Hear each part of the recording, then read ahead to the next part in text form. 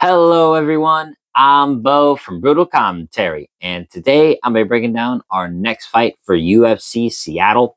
This one, we have Ricky Simone taking on Adrian Yanez. This is going to be one of the better fights on the card. In fact, it's going to be one of the gems, I would say, on this card for sure. Good battle between good established bantamweights. Definitely going to be a close fight. I think both guys relatively in skill and overall their placement in the division. Both of them have been in the top 15. They're around that top 20, 25. Both are roughly around the same age, 33 and 32 respectively. So they're still in their primes per se. But both have faced a lot of UFC competition. More Ricky Simone because he's been in the UFC longer and he's fought a lot of names, right? Like Song Yadong, Uriah Faber, name a few. He's been in there with a good number of fighters. And, Yanez, he has maybe not fought the same amount of competition, but he's fought some well-established names as well, like Jonathan Martinez, Rob Font, and who else did he fight? Oh, and I guess Daniel Marcos. Like I said, if we're looking at who's had the most UFC experience, it would definitely be Simone. But Yanez, I don't think, is that far off in terms of just overall experience in this organization. And plus, both have two very interesting styles. Stylistically, this is going to be a lot more of a pressure wrestler versus technical boxer, but both guys can do a bit of everything. Now, looking at our two fighters, starting with Yanez, he's currently 17-6 as a professional, 2-3 in his last 5 fights. Now, one of those was pretty long ago, right? Almost 4 years ago, he knocked out Tony Kelly, then suffered 2-fight skid where he got knocked out badly by Adrian Yanez at UFC 287. And that was Yanez's big chance to climb up the ranks. Then got leg kicked to death by Jonathan Martinez. Then got back in the win column about a year and 10 months ago when he knocked out Vinicius Salvador, honestly, like he was supposed to. And then suffered a close loss to Daniel Marcos December of 2024. So it's been a while since Adrian Yanez last fought. I know he was supposed to fight, I believe, in August against Christian Quinones, but still been a while since Yanez has fought. I remember the hype on him too. He was like supposed to be the next Jorge Masvidal with the slick striking, confidence to him. Didn't really pan out that way, but he's still a fun fighter to watch. Now, looking at Ricky Simone, he's currently 22-7 as a professional. He is also 2-3 in his last 5 fights. He's going on a pretty bad skid, losing names. Simone was on a pretty bad skid when he lost to Song Yadong. And then also lost to Mario Bautista and Vinicius Oliveira. But to be fair, those two are like top 15 bantamweights, and it's a competitive division with some good names. And Mario Bautista is no shame in losing to. Then got on a 2-fight win streak when he knocked out Jafit Basharat and sent him to the shadow realm, and then out wrestled Cameron Smotherman with ease, to be honest. Now suffering a loss to Hany Barcelos, who, to be fair, is like probably the most underrated bantamweight right now.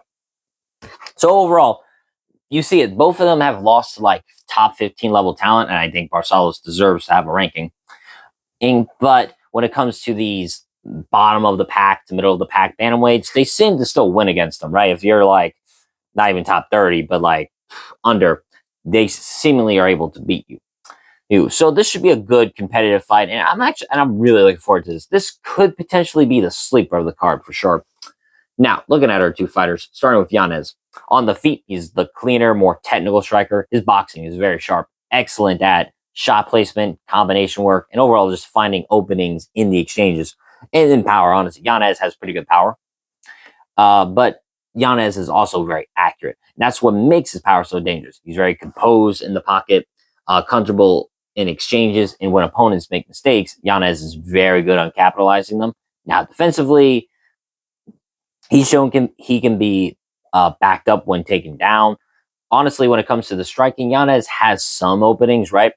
Because he's a boxer. It's very much like, say, Jack Della Maddalena, for example, right? They both have such high guards and usually block with their forearms. They can be susceptible to leg kicks, like Martinez did to Yanez. And when it comes to takedowns, if you're able to fire off a combination, force their hands up, the double leg's right there. Now, Yanez has been taken down before, not many times in his career. He's not a bad defensive wrestler. Daniel Marcos certainly had the most success, but even then, Daniel Marcos and Ricky Simone are not the same type of wrestler. Simone is much more relentless with his wrestling pressure, and that definitely brings a big question to the fight. Now, like I said, though, Yanez, and also you look at the record, Yanez has not fought that many wrestlers, period, on his record. So Simone will bring a different level of threat that, Yanez has really not faced at the UFC level. Now, looking at Ricky Simone, I would say he's the more well-rounded fighter. Hit good pressure, good wrestling, good boxing. Not as technical as Yanez, but very powerful, very physical for this weight class too. Simone is pretty strong and very good at. And when Simone gets going, he can overwhelm opponents with his pace. Got pretty good cardio. I'd say the biggest weapon would be Simone's wrestling. He's not a one-shot takedown type guy. He's pretty good with his chain wrestling, has good top game jiu-jitsu, and good with his chokes, like arm triangles, like what he got Jack Shore with. His power is pretty real, too. Like I said, Simone destroyed David Bashrat with one solid right hand. And so even though he's not, like I said, as technical as a boxer, he's still got good boxing. He's still got good hands and still got some good striking to him. Plus, even though he might not be as defensively responsible with his hands, he's got pretty good head movement. And you see Simone constantly does move his head a lot. But sometimes opponents can kind of time him if they read it right. That's how Song knocked him out. So I could see Yanez possibly doing the same thing, reading Simone's head movement and firing off a quick counter. But if Simone takes Yanez down, that's a problem because Simone, once he gets on top, he's got good controlling position. He can make it a grind. He's got good jiu-jitsu placement. Like I said, he's got good chokes as well. Hell, and like I said, yeah, so it is very much striker versus grappler, but again, both can do kind of everything. Obviously, you don't see Yanez wrestle as much as you see Simone strike. That is the difference. Now, stylistically, it's very clear. Yanez wants to keep it standing and in boxing range, while Simone, while he's gonna, I'm sure, strike with Yanez at good portions in this fight. I mean, Simone will. Simone, at the end of the day, wants to close that distance and start to wrestle and possibly even submit Yanez. The key question here is, can Simone consistently get Yanez to the ground? If he can, he likely wins this fight just by control time, good damage via ground and pound, or even, like I said, finding a submission. But every time he closes the distance, he's going to enter Yanez's range. And that's where the danger is, because Yanez is the kind of striker I could see knock out Ricky Simone with a well-timed boxing combo. Plus, you look at just their physical stats, right? Yanez a bit taller, 5'7", and with a 70-inch reach. Simone only shorter by an inch with an inch reach disadvantage. So, but again, sometimes in these high-level matchups, it's a game of inches.